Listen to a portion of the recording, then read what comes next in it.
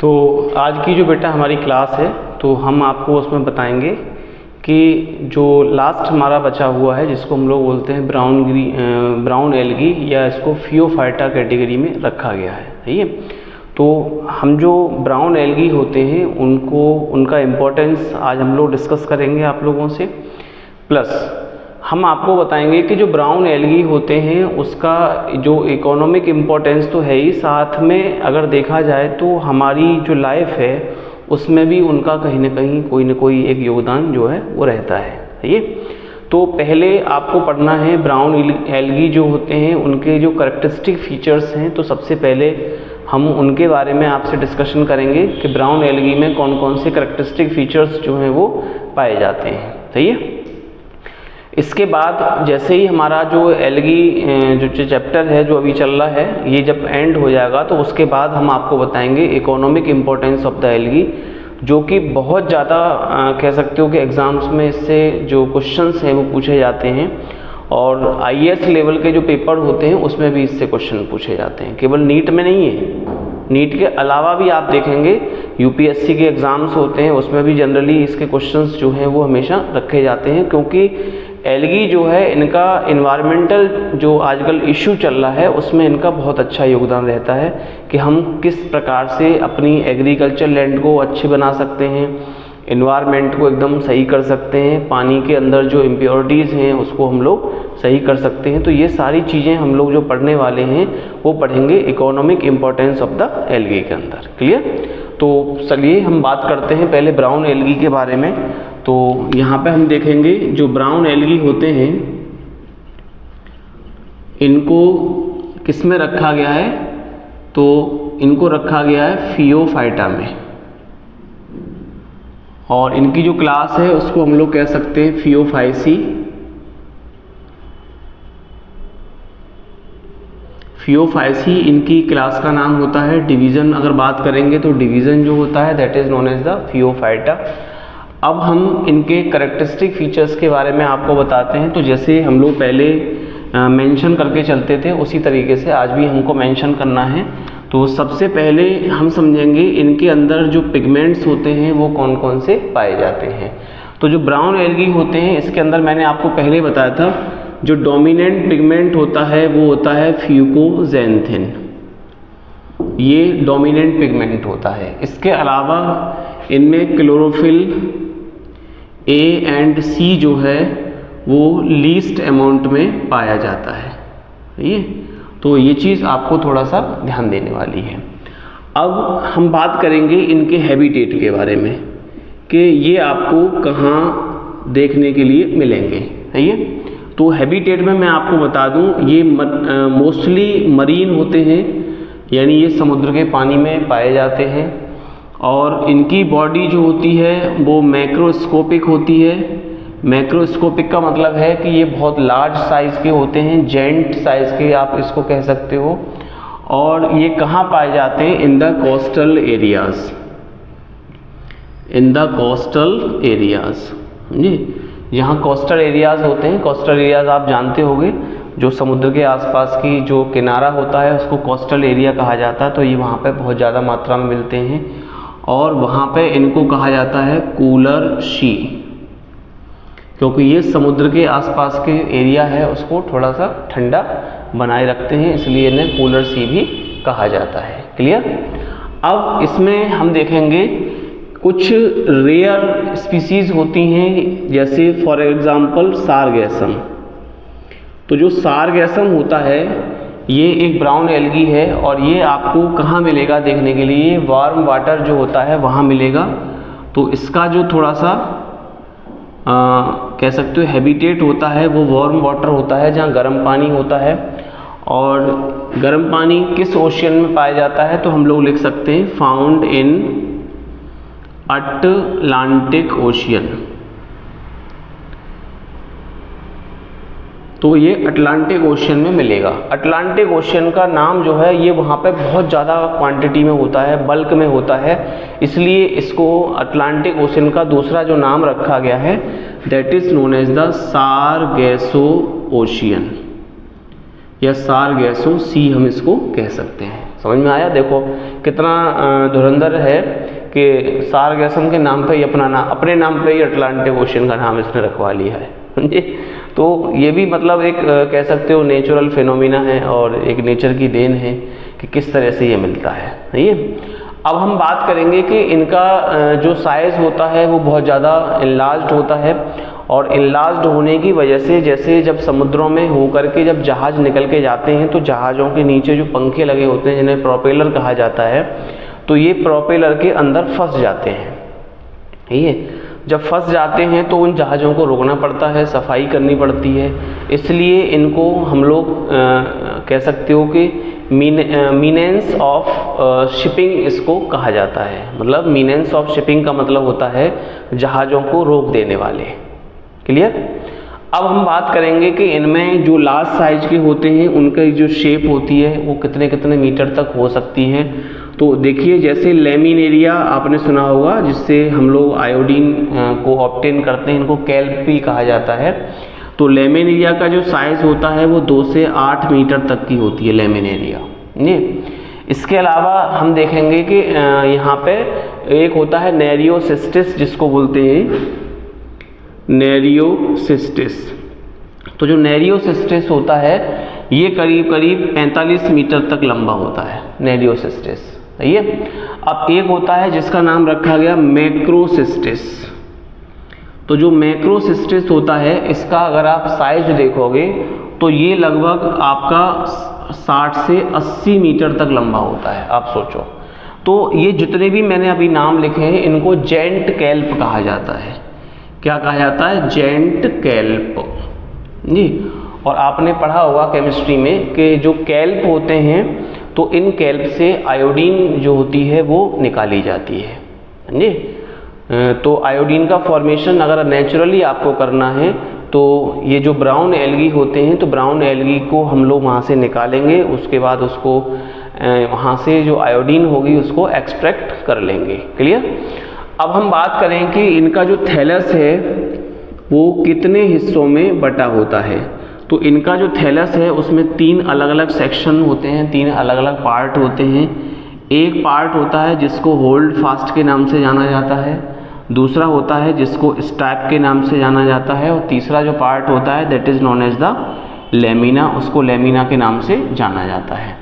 अब देखिए, जो पौधे आपने देखे होंगे तो पौधों में जो जड़ें होती हैं, समझे, तो हालांकि ये पौधे नहीं हैं, ये पौधों की शुरुआती दौर था जिस समय जब जीवन हमारा पृथ्वी पर जनरेट हो रहा था।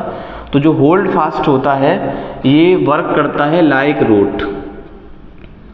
रूट नहीं है लेकिन रूट की तरह से ये आपको दिखाई देगा, सही है। और जो स्टैप होती है ये लाइक स्टेम के रूप में वर्क करती है, ये स्टेम जैसा आपको नज़र आएगा। और जो लेमिना है ये आपको लाइक लीव की तरह से दिखाई देगा, सही है। तो अब जब लीव की तरह से दिखाई देगा तो जाहिर सी बात है कि फोटोसिंथेसिस में जो लेमिना है वही पार्टिसिपेट करेगा। होल्ड फास्ट जो है वो क्या करेगा, इन बड़े बड़े जो ब्लू ग्रीन एल्गी होते हैं जो समुद्र के अंदर चट्टानें पाई जाती हैं ये उनको वहाँ पे जाके अटैच कर देता है, क्लियर। अब बात स्टेम की है तो स्टेम तो आप जानती हो उसकी बॉडी को जो ह्यूज शेप प्रोवाइड करने वाले होते हैं वो स्टेम ही होते हैं। अब हम बात करेंगे कि इनका जो थैलस है उसके अंदर जो सेल वॉल होती है वो किस प्रकार की होती है, इनकी जो सेलें होती हैं। तो यहाँ पे देखेंगे सेल वॉल जो होती है वो 2 लेयर्ड होती है, यानी इसमें 2 लेयर पाई जाती हैं। एक होती है इनकी इनर लेयर, तो जो इनर लेयर होती है वो सेलुलोज की बनी होती है, ये आपको ध्यान रखना है। और जो आउटर लेयर होती है वो म्यूसिलेज,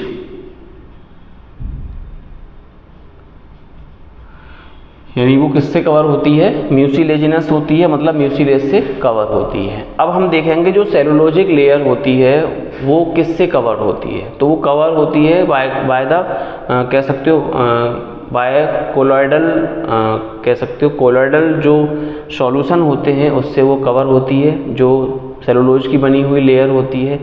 इसलिए इनको हम लोग कहते हैं फाइकोकोलॉइड्स, सही है। तो हम लोग लिख सकते हैं the cellulosic layer is covered with colloids called phycocolloids, colloid, तो इनको हम लोग फाइकोकोलॉइड्स कह सकते हैं। सही है।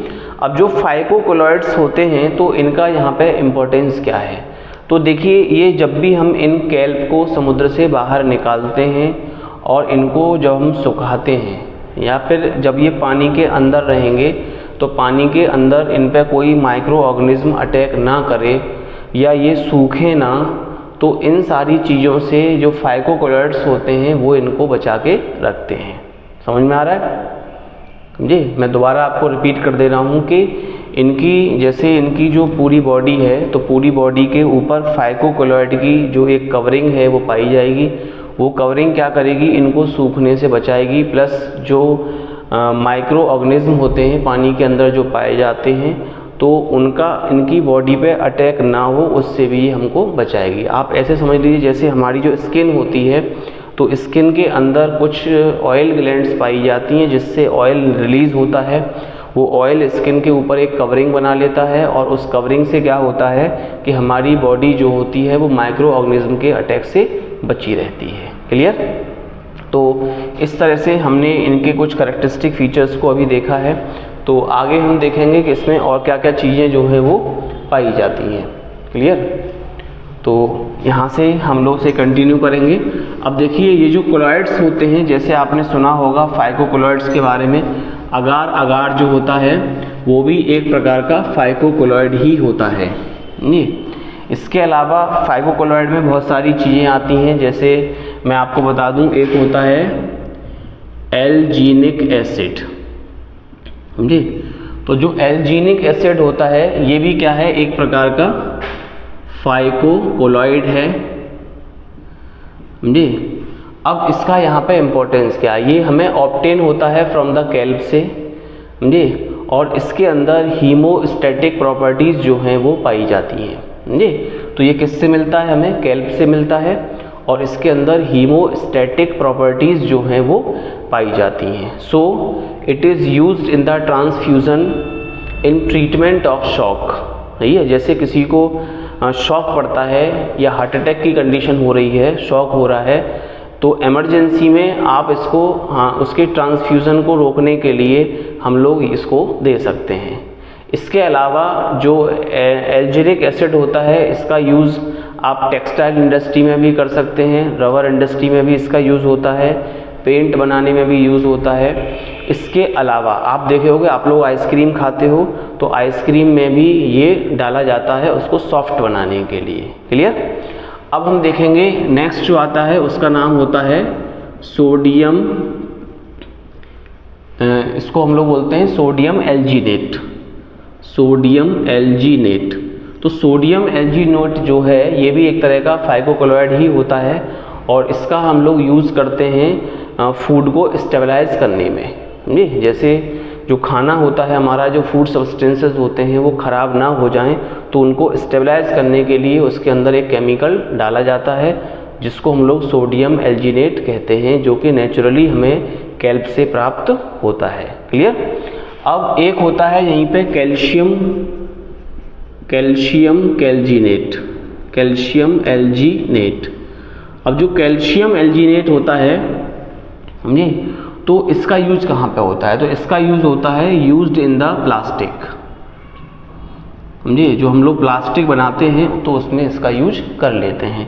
ऐसे बहुत सारे कंट्री हैं जो समुद्र में से कैल्प को निकाल के अरबों खरबों रुपए बेटा कमा रहे हैं। समझे।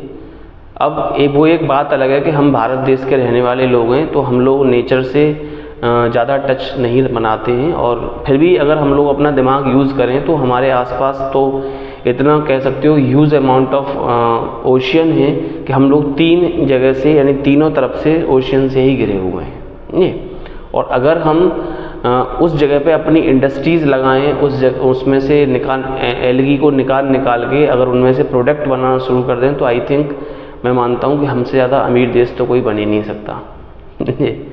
लेकिन बस थोड़ा सा ये है कि हमारे यहाँ जो साइंस लोग पढ़ते हैं या जो ऐसे आप लोग साइंस पढ़ रहे हो तो आप भी इसका कभी भविष्य में जा कर के इसका यूज इस तरह से नहीं करोगे जो कि फ़ॉरेन में इसका किया जाता है। समझिए।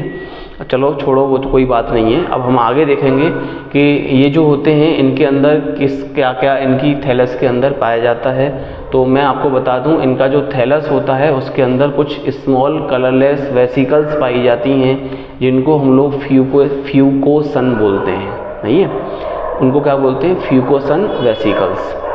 अब जो फ्यूकोसन वेसिकल्स होती हैं उनमें एक टेनिन पाया जाता है जिसका नाम होता है फ्यूकोसन। जी तो अभी थोड़ा सा बेटा डिस्टर्ब हुआ था, कोई दिक्कत नहीं है। तो आप समझेंगे, जैसे मैं भी आपको बता रहा था कि इनकी जो बॉडी होती है उसमें कुछ स्मॉल कलरलेस वेसिकल पाई जाती हैं, जिनको हम लोग फ्यूकोसन वेसिकल कहते हैं। अब जो फ्यूकोसन वेसिकल होती है उसमें एक टेनिन जो सब्सटेंस होता है, मेटाबॉलिक सब्सटेंस, वो बनता है जिसको फ्यूकोसोन कहा जाता है। अब जो फ्यूकोसोन होता है वो क्या करता है? सही है। तो जैसे अगर मान के चलो कोई यूनिसेलुलर माइक्रो ऑर्गेनिज्म या एंडोफाइट इनकी बॉडी के अंदर एंट्री कर जाता है, सही है, वो ग्रोथ करेगा तो इनकी बॉडी डैमेज हो जाएगी, तो उसकी ग्रोथ को जो फ्यूकोसन होता है वो रोक देता है। सही है। अब हम बात करेंगे कि रिजर्व फूड मटेरियल क्या होता है इनमें। तो रिजर्व फूड मटेरियल मैंने आपको बताया था, तो वो होता है लेमिनेरिन, सही है, और मैनिटोल। इसके अलावा भी मैंने आपको बहुत सारे रिजर्व फूड मटेरियल बता दिए थे। अब हम बात करेंगे कि इनमें जो असेक्सुअल रिप्रोडक्शन होता है वो किस प्रकार से होता है। तो वो होता है बाई फ्रेगमेंटेशन मेथड, जो डोमिनेंट होता है। इसके अलावा इनमें कुछ स्पीसीज ऐसी होती हैं जिनमें मोटाइल और नॉन मोटाइल स्पोर्स भी पाए जाते हैं, जो कि असेक्सुअल रिप्रोडक्शन में पार्टिसिपेट करते हैं। सही है। अब हम बात करेंगे कि जो सेक्सुअल रिप्रोडक्शन है वो किस प्रकार से होता है। तो सेक्सुअल रिप्रोडक्शन जो है वो फ्लैजिलेटेड गैमीट्स के माध्यम से होता है, समझी। तो हम लोग यहाँ पे इसको लिख सकते हैं, sexual reproduction occurs through flagellated gametes formed in गैमीटेंजिया, जो कि गैमीटेंजिया के अंदर बनते हैं। अब देखिए, ये जो गैमीट्स होते हैं ये मोटाइल भी होते हैं और नॉन मोटाइल भी होते हैं। तो इसकी वजह से इसमें तीनों तरह का जो फ्यूज़न होता है वो देखने को मिलता है, यानी आइसोगैमी भी होती है इसमें, इसके अलावा एन आइसोगैमी भी होती है और ऊगैमी भी आपको देखने को मिल जाएगी। क्लियर। तो ये इनके कुछ ऐसे कैरेक्टरिस्टिक फीचर्स हैं जिनको हमें ध्यान देना है, इन पर गौर करना है, समझिए।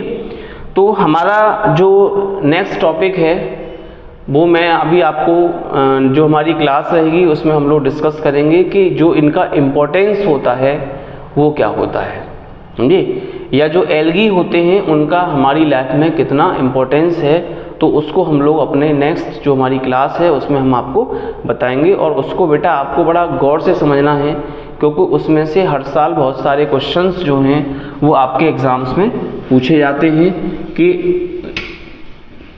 क्योंकि जितने भी एग्ज़ाम आजकल हो रहे हैं, समझी, तो आप ये ना समझें कि उसमें कहीं से इनमें से क्या पूछा जाएगा, समझी। देखो, आप लोग अभी 12th क्लास में हो, नीट की तैयारी कर रहे हो, तो आपको पता होना चाहिए कि नीट में तो ये क्वेश्चंस आते ही आते हैं। इसके अलावा जैसे आप जब 12th के बाद CUET का एग्ज़ाम दोगे तो उसमें भी ये क्वेश्चंस पूछे जाएंगे, समझिए। और जब आपकी ग्रेजुएशन कंप्लीट हो जाएगी, ग्रेजुएशन कंप्लीट होने के बाद आप जब कोई भी कॉम्पिटिटिव एग्ज़ाम में जब बैठेंगे तो वहाँ पर भी देखेंगे 10 से 15 क्वेश्चन जो हैं आपको बायोलॉजी में से पूछे जाते हैं, और बायोलॉजी में से स्पेशली उन चैप्टर्स में से पूछे जाते हैं जिनका संबंध जो है वो इन्वायरमेंट से होता है, समझिए। तो इन्वायरमेंटल साइंस है उसका आजकल बहुत ज़्यादा स्कोप है इस समय पे, और उसमें बहुत ज़्यादा क्वेश्चन जो हैं क्लाइमेटोलॉजी से रिलेटेड, एनवायरनमेंट से रिलेटेड, एनवायरमेंटल पॉल्यूशन से रिलेटेड जो क्वेश्चंस हैं वो पूछे जाते हैं, और उसमें इवन आजकल तो बहुत ज़्यादा इसका डोमिनेंसी हो रखी है टेस्टों में, सही है। चलिए, कोई दिक्कत नहीं है, अभी हम नेक्स्ट उसमें आपको इसके बारे में डिस्कस करेंगे कि इनका इम्पोर्टेंस जो है वो क्या रहता है।